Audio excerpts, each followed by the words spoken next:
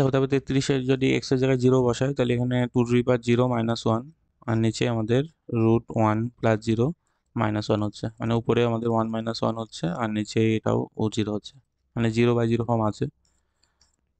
Derivative করছি আমরা, limit x tends to 0।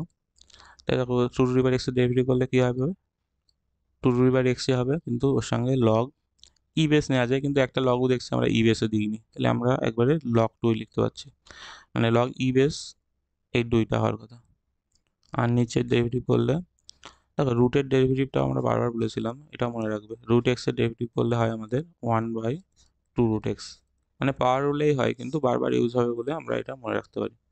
তাহলে এটার ডেরিভেটিভ করলে সে একই হবে 1/2√1 + x হবে, মানে x এর জায়গায় আমরা এখানে 1 + x হচ্ছে, কিন্তু এর সঙ্গে এই 1 + x এর ডেরিভেটিভ মানে আমাদের এক্সট্রা গুণে থাকে, কিন্তু ডেরিভেটিভ করলে না 1ই হবে, তার জন্য আমরা ভাবছি না। কিন্তু অন্য কিছু থাকলে, এখানে 2x থাকলে 5x থাকলে ওর ডেরিভেটিভ করলে সে সংখ্যাটা কিন্তু আবার পেতাম, এটা লক্ষ্য রাখবে।